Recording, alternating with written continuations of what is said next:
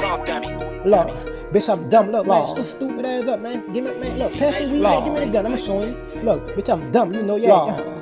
Fucking law. I'm a real nigga, street nigga. What the fuck you mean? Pussy nigga want smoke it roll. What's down, Spit Again? Back with another video. Again, we got the new shit on. You know, we gotta rock out some new shit, you hear me? If you're new to the channel, hit the subscribe button. Gang, you already know what's popping, you hear me? Hit that like button, you hear me? We about to rock out to the NBA Youngboy before the success, you hear me? Yeah, real backroad shit, you hear me? Real Louisiana shit, you hear me? If you're from Louisiana, you probably understand what I'm trying to say, you hear me? If you're not from Louisiana, I don't know what to tell you. It's that simple, you hear me? We gonna rock out, you hear me? Go hit that like button, you hear me? Let's get this video to like 20 likes, you hear me? It's that simple. Real Spit Again shit, you hear me? Let's cut up. And stomp on a perm repeated. You 2 bars from pissing me off, so you should probably stop. Cause you only be after orthodontists pulling your front teeth out your back pocket. Let's be clear about it. The rap game today is not for the weak or for those who are not familiar with street life. For rappers, a get it out the mud street background can make the difference between 100,000 units sold versus 1 million units sold. When listeners can relate to an artist's story, they tend to cling to that artist even more and will sometimes make the artist's story their own. I wanted to rap since I was a baby, and I did it. But as far as jail, shootouts, all that other shit, I didn't know it was gonna go that way. And if I did, I probably wouldn't even did none of it. An artist's success is highly dependent upon support and other special components that come together to make the artist what he or she is to become. It involves music producers, managers, show promoters, streaming platforms, and several other strategic components that makes it easy to cross that bridge to success. But before Youngboy would receive that support from others, he had to give them a reason. And in 2015, that's just what he did. Please help me out what I'm dealing with. And as I pray, please show me better days. The release of Life Before Fame was his See, first. y'all know what's crazy, bro? I never heard Life Before Fame. I heard the one before, like, what that bit called? Is the one after Life Before Fame. That one that tape that blowed him up. That tape that blowed him up in 2016 when he went to jail. I was on that bitch hard. I was bumping that bitch. My cousin like, man, who you bumping? I'm like, Youngboy, he from Baton Rouge, you hear me? And niggas didn't know who he was. Like, that shit crazy. Like, I was really bumping dude. On some shit, you know what I mean? Swing at the majors, and between him and his team, it was a grand slam. Never Broke Again went from a movement to a brand within a short period of time, thanks to flooding social media with the force feed that's reminiscent to a Jay-Z's marketing plan. After becoming the most demanded artist through streaming and social media, he became the most desired by the majors. And it wasn't long before he sided with Atlantic Records, which brings us to the first reason for his success. I had needed a manager for to close my contract with Atlantic, and then kept telling me about feet. This is where everything get recorded, where it go down at. You know what I'm saying? With nothing do his thing, do a squad up, do their thing, man. While searching for a powerful manager and a fierce negotiator to work out the best deal between himself and Atlantic Records, Youngboy was introduced to Fee Banks. Really, dog, it take teamwork to really keep anything going. Hold on. You can't have no. So I thought Youngboy manager was Fee, the red nigga with the curly hair. I ain't know it. That shit tough. Some new shit I just saw though. You hear me? Like one man feeling like he that nigga, and it's all about him. You know what I'm saying? It ain't gonna work like that. If we don't feel like everybody equal, then eventually y'all gonna collapse. Fee Banks is a powerful artist manager, executive, and promoter who got his start as a teenager in the music biz with Lil Wayne and Cash Money Records. Far from a rapper, but a rapper's best friend, and by 16 years old, he had formed his own rap group called Squad Up, which Wayne was a part of. SQAD. Dude's a big dog in the streets, man. Live in Ohio, baby. The group had gained national never know notoriety that in shit, specific cities only and was on their way to the top, but not before Wayne. Gutter in that bed. When the group split up, Gutter, Kid, and T Street stayed with Fee, and all ended up furthering their careers. With 20 plus years in the game and with the power of a young Wendy Day, Fee worked out Youngboy's deal, and the contract with Atlantic Records was signed. Which brings us to the next reason for Youngboy's success.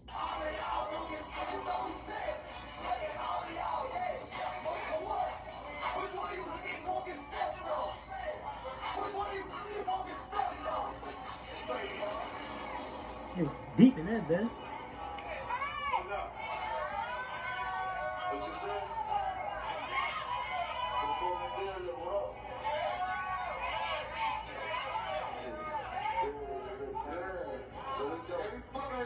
It's sad to say, but success brings savages, especially in the rap game. So it's always wise to protect your investment investment. An NBA Youngboy was now worth millions. While some artists protect themselves with bodyguards and security, Youngboy rode with mostly his own partners who was about that life, and they displayed it on many occasions. The lifestyle demands you to be or surround yourself with some type of dangerous element in order to deal with the dangerous environment. It allows the artist a smooth performance without having to absorb the negative energy themselves, but it becomes a problem when it's what you're known for. The NBA brand has definitely had their fair share of run-ins with trouble, and with a few exceptions, they were not to blame. Regardless, right or wrong, trouble draws attention to you in a bad way, which leads up. I don't know, it's just like, as I sit back and really look at this shit, bro, it's like a young boy at the top of the game, right?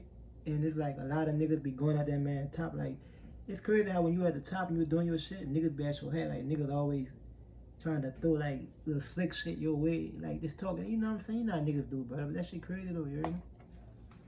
Thus, to the next reason NBA Youngboy continued success. A well-known, respected wise man once said, "There's no growth without pain," and it often plays out in the lives of singers and rappers. I couldn't help but notice your pain. My pain, it runs deep.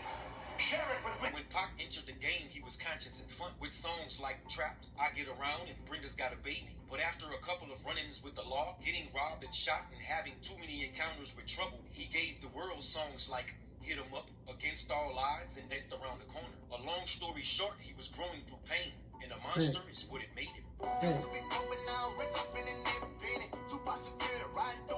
do it in the city. NBA Youngboy has been enduring pain since his childhood years, and you can hear it and feel it in his music. Take me to a place I can't imagine. Victim of heartbreak and I'm so damaged. The second half of his life has been spent in the public's eye, and we've all witnessed his growth through pain. And like the old saying goes, what don't break you makes you stronger. The worst part about it is it can make you heartless. Repetition and practice will get you there, but pain is the fastest way to growth, and now more than ever is a major reason for Youngboy's continued success. I'm chosen, I'm so heartless, so heartless. Songs now, yet I'm gone now. That's slime.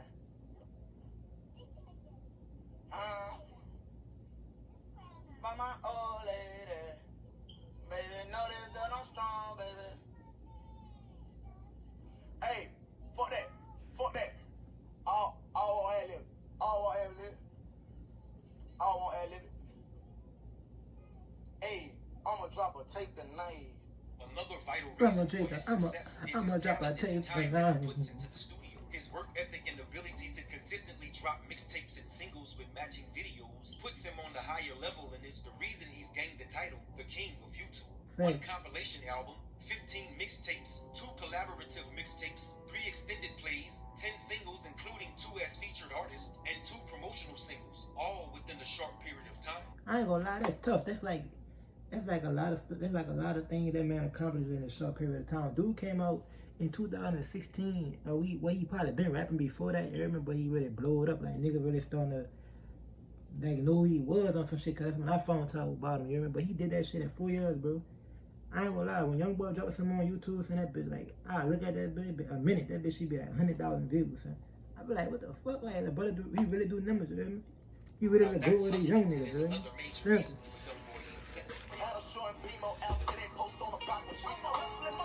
His newest mixtape, titled AI Youngboy 2, is his newest venture and a powerful statement to the world that he's back for his #1 slot. The mixtape includes 18 tracks full of creative melodies with significant meanings on every song. The single Lonely Child is reminiscent of so many tears, and just like Pac, Youngboy can't hide his pain. I can barely sleep or even breathe. I cannot hold on. The more he shares his life with the world, the more he stays relevant and the more fans he'll continue to gain. Which takes us to the next reason for Youngboy's success, his fans. Man, they going crazy. Youngboy's fan base seems endless, and the receipts to prove it is online. He's been YouTube's top most viewed artist in the US for 101 weeks and has the most video uploads about him from other YouTubers. High streaming volumes and 8-digit video views, NBA Youngboy remains the king of YouTube, and his fans have everything to do with it. Man, they tell her, what up? The word fan is short for fanatic, which means a person who is enthusiastically devoted to another, and the fan will support their favorite artist in every opportunity.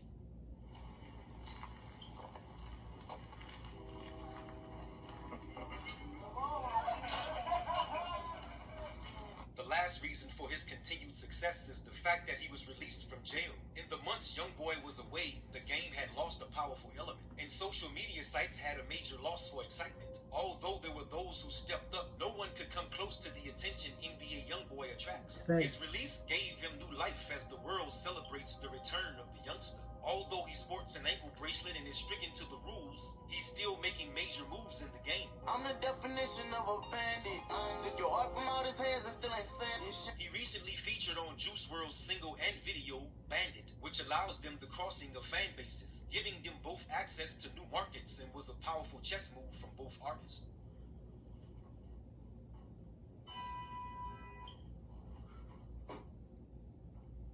The label design was also a major contribution to YB's success and have become a nationally known symbol that represents the Never Broke Again movement, a replica of the well-known Jumpman symbol in the center of the letters NBA, which gave the logo a welcoming outlook for anybody who could see it. A genius move that may or may not have been well thought out, but is now recognized nationally by millions. The logo has become a statement and assisted in branding the NBA movement, from merchandise, tattoos, label chains, and mostly marketing.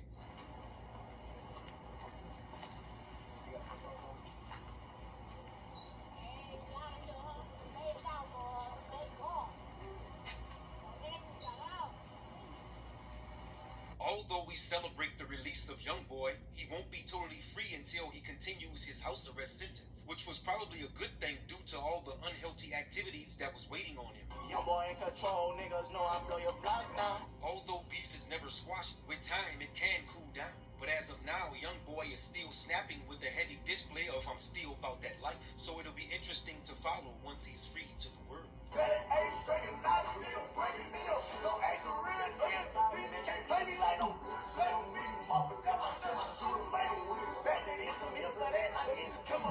Shit. Kick a dope. Well, it's out no play. I don't know. Say, I ain't gonna lie, the brother. What I gotta say about that shit, but I feel like the brother had a lot of success, like within 4 years. And when Youngboy dropped something on that tools, and that big go crazy automatic. Like I be seeing that shit, bro. I be wanna drop me like a reaction video or some shit like that. Like 30 niggas, 50 niggas done did this shit before me. You hear me? That shit with Youngboy, the hottest nigga in the game. That's why niggas be at that man top like that. Like, picking at that man shit on some bitch ass nigga shit. But it is what it is, you hear me? Real spit the game shit. Y'all let me know what y'all think about this in the comment section, you hear me? Y'all send me some links or some fire shit like this, you hear me? So I can rank out to you, hear me? If you're new to the channel, hit the subscribe button. Again, y'all already know what's poppin', you hear me? It's that simple. Real spit the game shit. Play that shit up, TNT. Like, I don't know, but this shit crazy, cause I don't really express my feelings like that, but I fuck with shorty, like, yeah, I don't know. Hit her from the back, she like, yeah. Hit her from the side, I'm like, no. Hit her from the side, I'm like, yeah. Man, that pussy, man, that shit jealous. She said, spit up. I bought a Honda, and it came from Hong Kong. Test up on my body, don't make me catch your body. I told my nigga, we'll be cool, don't shoot the party. 100 goons with me.